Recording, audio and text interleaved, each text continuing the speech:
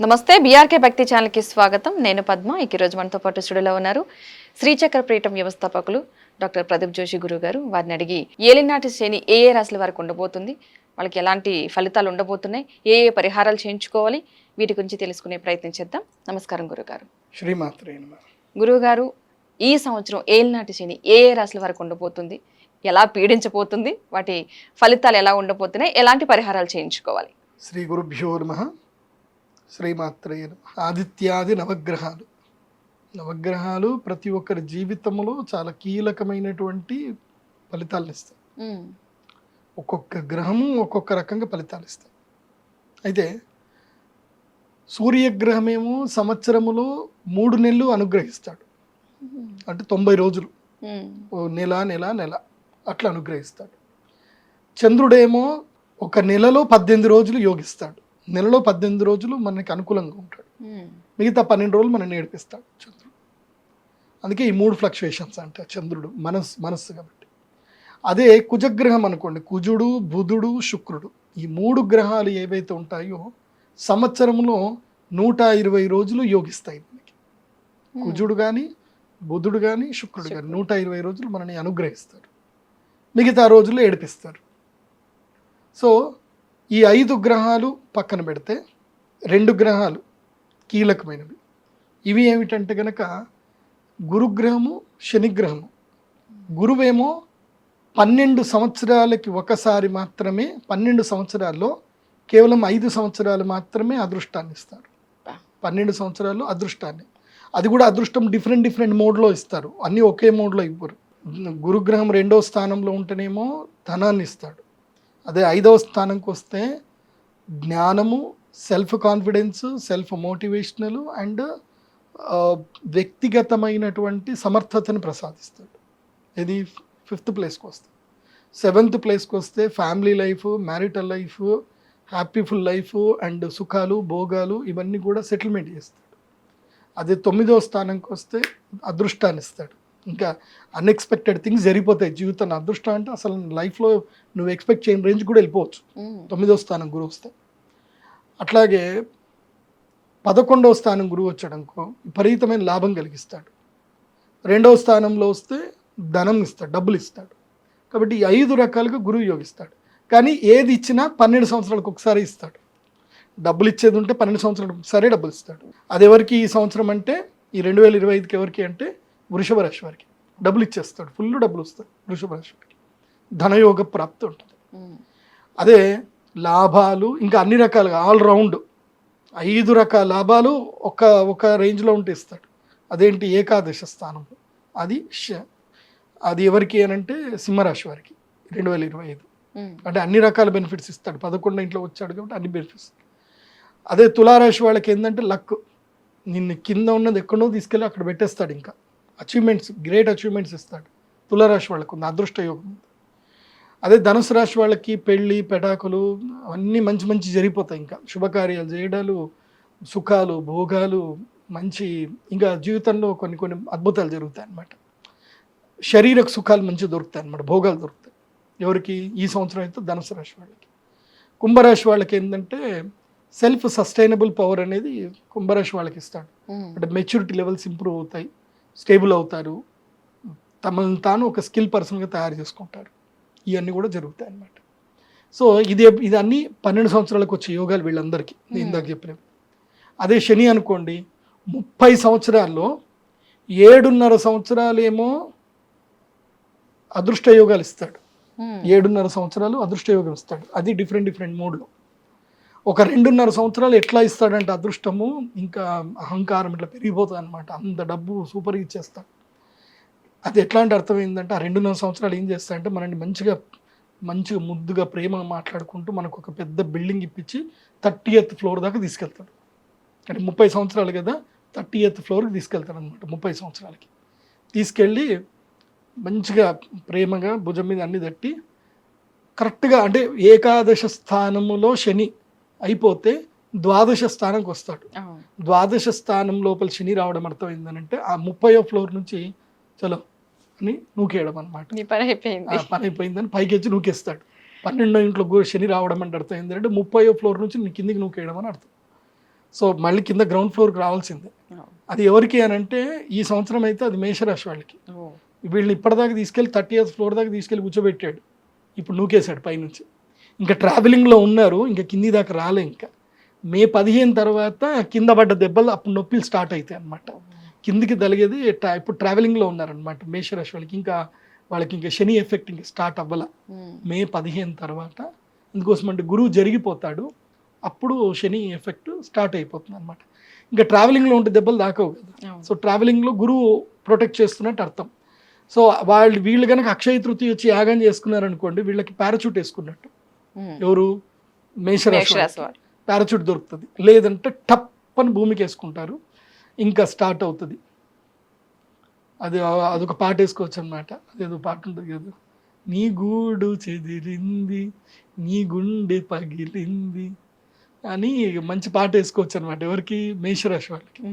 So వీళ్ళకి మే 15 తర్వాత ఏళ్ళనాటి శని start అవుతుంది. 30 ఏళ్ల తర్వాత 7.5 సంవత్సరాలు ఏడిపిస్తాడు శని. 7.5 సంవత్సరాలు యోగిస్తాడు. ఎలా యోగిస్తాడు అంటే 2.5 సంవత్సరాలు 2.5 సంవత్సరాలు 2.5 సంవత్సరాలు ఇలా గ్యాప్ ఇచ్చుకుంటూ యోగిస్తాడు. అంటే 30 ఏళ్లలో ఎవ్రీ ఒక 10 ఇయర్స్కి ఒక్కసారి గ్యాప్ ఇచ్చుకుంటూ లెక్కిస్తాడు. కానీ ఏడిపించడం మాత్రం కంటిన్యూ 7.5 సంవత్సరాలు ఏడిపిస్తాడు. సో శని మొత్తము తన యొక్క పీరియడ్లో 30 ఏళ్ళ ఒక సైకిల్ మొత్తము, ఒక ఏదైతే జొడాక్ సైన్ మొత్తం తిరగాలంటే రాశిచక్రం మొత్తం తిరగడానికి శనిగ్రహానికి 30 ఏళ్ళు టైం పడుతుంది. కానీ ఆ 30 ఏళ్లలో ఆయన యోగించేది మాత్రం 7.5 సంవత్సరాలు. ఆయన విపరీతంగా పిండి పిప్పి వేసేది 7.5 సంవత్సరాలు. ఇంకా రిమైనింగ్ ఏదైతే టైం ఉంటుందో 15 ఇయర్స్ టైం ఏదైతే ఉంటుందో ఆ టైంలో కూడా ఏడిపిస్తాడు. సో ఏడిపించే గ్రహము శనిగ్రహమే. కాకపోతే నిన్ను కరెక్ట్ రైట్ ఇయర్స్ వేలో కూర్చోబెడతాడు. నీకు మంచి టీచర్ నిన్ను చిన్నప్పుడు నీకు బాగా నేర్పించి బాగా కొట్టి చేసి నీకు నేర్పిస్తే ఇప్పుడు నువ్వు ఒక మంచి పొజిషన్ ఉన్నప్పుడు అప్పుడు ఆ గురువుని తిట్టుకొని ఉండొచ్చు.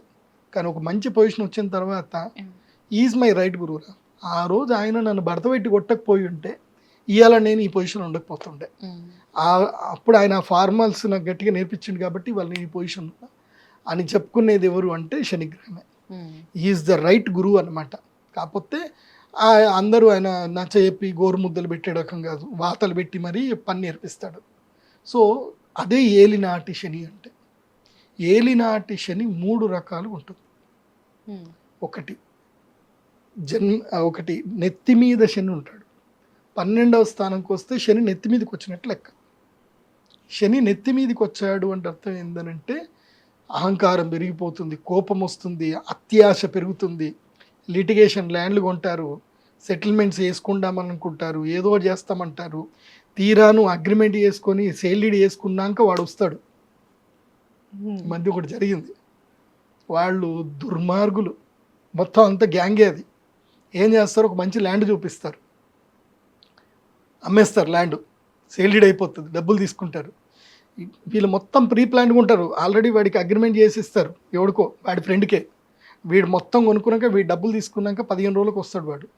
వీడు ఇంకెందుకు కొనుక్కున్నా ఇట్లా అని అనుకునేసరికి వాడు ఏదైనా పని చేస్తాడా, ఇంక దాని మీద ఇంకే పెట్టుబడి పెడతాడా అని చూస్తే అప్పుడు వాడు వస్తాడు, నేను అగ్రిమెంట్ చేసుకున్నా అని చెప్పి వాడు కేసు ఇస్తాడు వీడి మీద. వీడు ఆల్రెడీ నాకు అగ్రిమెంట్ చేసి నీకు ఎట్లా అమ్ముతాడు అంటాడు. కథం, బాయ్ బాయ్, ఇంకా అయిపోయి. ఇక వాడు ఏడ్చుకుంటూ కూర్చోవాలి. ఇంకా అయితే వీడికి సెటిల్మెంట్కి వీడు డబ్బులు ఇవ్వాలి, లేకపోతే కేసు నడుస్తూ ఉంటుంది. ఇక తేలదు, ఇంకా లైఫ్ అయిపోద్ది, జీవితం అయిపోతుంది. సో ఈ విషయంలో భారతదేశంలో చట్టాలు చాలా మారాలి. అట్లా మారకపోతే కష్టం. కానీ ఇట్లా ఉంటాయి. ఈ ఏడికించి ఇరుకులు పడతారబ్బా ఎవరు? ఏలినాటి శని బిగినింగ్ అయింది అని అంటే 2.5 సంవత్సరాలు ఉన్నాయన్నీ పోగొట్టేస్తాడు. పోగొట్టి ఇంకేం లేదు, ఇంకా ఏడవడానికి కన్నీళ్ళు తప్ప ఇంకేం ఉండవు అక్కడ. భార్య పిల్లల్ని దూరం చేస్తాడు, భార్య తనంతానే దూరం చేసుకునేటట్టు కూడా చేస్తాడు. భార్య మీద అనుమానం స్టార్ట్ అవుతుంది, అది భర్త మీదైనా భార్య మీదైనా. మా ఆయన ఎవరితోటో బాగా మాట్లాడుతున్నాడు రాత్రి, అవి స్టార్ట్ అయిపోతుంది. ఇంకా ఆడ మాట్లాడేది ఉండదు, ఆడ ఏముండదు ఆడ. కాకపోతే అనుమానం స్టార్ట్ అవుతుంది. ఎవరు ఆవిడ? ఎవరు? దాదాపు మగవాళ్ళ జీవితంలో 100కి 90% మగవాళ్ళ జీవితంలో ఇదో క్వశ్చన్ ఉంటుంది, ఎవరు ఆవిడ? ఆవిడ ఎవరో ఎవరికి పాపం వాళ్ళకు కూడా తెలియదు. ఆ 90లో 80 మందికి తెలియదు ఆవిడ ఎవరు వాళ్ళకి తెలియదు. కానీ ఆవిడెవరు, ఎవరు ఆవిడ, ఆవిడ ఎవరో పాపం వీళ్ళకి తెలియదు, ఆవిడకి తెలియదు, కానీ ఆవిడ అనే మాత్రం ఉంటుంది. ఫోన్లో మాట్లాడుతుంది ఆవిడ, మెసేజ్లు చేస్తుంది, ఆవిడ ఎవరో మాత్రం తెలియదు, పాపం వాళ్ళకు కూడా తెలియదు. సో ఈ ఆవిడ అనేది వచ్చి వాళ్ళ జీవితం మొత్తం ఆవిరైపోతుంది. కాబట్టి ఇది ఏలినాటి శనిలో జరిగేటువంటి ఫస్ట్ ఇంపాక్ట్. 2.5 సంవత్సరం జరిగే ఫస్ట్ ఇంపాక్ట్స్ అన్ని ఇట్లనే ఉంటాయి. అనుమానం రావడము, కుటుంబం కలహాలు రావడము, అన్నదమ్ముల మధ్యన వైరం రావడము, ఉద్యోగాలు పోవడం, ఇట్లా జరుగుతాయి. ఇంకా రిమైనింగ్ 2.5 సంవత్సరాలు ఉంటుంది. అప్పుడు ఉంటుంది ఎవరికి ఫోన్ చేసినా సరే నీ ఫోన్ లిఫ్ట్ చేయాలంటే భయపడతారు. ఇంకా వాళ్ళు వీడికి ఏదో వచ్చిందిరా, వీడు ఫోన్ చేస్తున్నాడు, వీడు డబ్బులు అడుగుతాడు, వాడికి ఫోన్ చేస్తే లిఫ్ట్ చేయకరా మామ అని చెప్పుకుంటారు. ఇంకా ఫోన్ లిఫ్ట్ చేయరు ఎవరు, చుట్టాలు పెళ్ళిళ్ళకి పిలవరు, దేనికి ఇది రాదుగా. అప్పుడు ఏమైపోతుందంటే నీ వాళ్ళు ఎవరు, నీకు కాని వాళ్ళు ఎవరు తెలిసిపోతుంది. ఇప్పుడు కష్ట సమయంలో మిత్రుణ్ణి భార్యని పరీక్షించాలట. డబ్బు లేనప్పుడు మిత్రుణ్ణి భార్యని పరీక్షించాలట. నీ దగ్గర డబ్బు లేదనుకో, భార్య కూడా నీతో ఉండదు, వెళ్ళిపోతుంది. వీడి జీవితాన్ని ఇంకా వీడు బాగుపడడు, వీడి ఇంతే, వీడితో ఉంటే నా జీవితం మొత్తం నాశనం అయినట్టే అని వెళ్ళిపోతారు. కామన్గా ఏంటంటే ఇంకా వీడితో నాకు సుఖం లేదనుకొని కొంతమంది ఉండరు, ప్రాక్టికల్గా ఆలోచించుకొని పోతారు. కానీ కొంతమంది జీవితంలో ఏం జరుగుతుందంటే అట్లాంటి మూమెంట్లో పోయిన తర్వాత, ఏలినాటి శని పోయిన తర్వాత వాడికి అదృష్టం వస్తుంది. వాడు పొజిషన్కి వెళ్ళిపోయి వాడు కోట్లు సంపాదిస్తాడు కదా, అప్పుడు ఏడ్చుకుంటూ కూర్చుంటుంది వీడిని మిస్ చేసుకున్నా కదా అని. అట్లాంటివి ఈ సంవత్సరంలో ఇది మిడిల్ గ్యాప్లో 2.5 సంవత్సరాలు జరుగుతాయి. ఆ టైంలో కంట్రోల్ చేసుకోవాలి. మిత్రుల్ని శత్రువులు ఎవరు అనేది మనకు తెలిసిపోతుంది. ఇక్కడ ఏంటంటే శని మనకి మొత్తం నేర్పించేస్తాడు, ప్రపంచాన్ని 2 చేసేస్తాడు. చూడండి, గెలిచినప్పుడు నువ్వెవరో ప్రపంచానికి పరిచయం అవుతావు, కానీ నువ్వు ఓడిపోతే నీకు ప్రపంచం పరిచయం అవుతుంది. సో ఓటమి ద్వారా నీకు ప్రపంచం ఏంటో నేర్పించేస్తాడు శని. అప్పుడు తెలుసుకొని మిగతా 2.5 సంవత్సరం లోపల డెవలప్ అవుతాడు, సెల్ఫ్ సస్టైన్ డెవలప్ అవుతాడు, మనిషి స్ట్రాంగ్ అవుతాడు. ఇంకా అప్పుడు నేర్చుకుంటాడు, నో చెప్పడం నేర్చుకుంటాడు జీవితంలో. నో అని చెప్పడం నేర్చుకుంటాడు, దేనికి అవసరమో దానికి ఎస్ అని చెప్పడం నేర్చుకుంటాడు. సో ఏది వదిలిపెట్టాలి, ఏది పట్టుకోవాలి, ఏది వదిలిపెట్టాలి, ఇదంతా ఏలినాటి శని అయినాక తెలుస్తుంది. మంచి గుణపాఠాలు నేర్పిస్తాడు. అన్ని గుణపాలు దింపి మరీ గుణపాఠం నేర్పిస్తాడు, మామూలుగా నేర్పివ్వడు. నా లైఫ్లో నాకు ఏలినాటి శని నేర్పించిన గుణపాఠాలు నేను చాలా నేర్చుకున్నా. మా నాన్నగారు చనిపోయినప్పుడు ఒక్కళ్ళు కూడా, అంటే మా నాన్న చాలా మందికి జ్యోతిష్యం చెప్పారు. Is the famous personality. ఎవడింట్లో పిల్లలు తప్పిపోయినా, ఎవడింట్లో గోదలు తప్పిపోయినా, ఏది ఇంక కష్టం వచ్చినా మా నాన్న దగ్గరికి వచ్చేటాడు.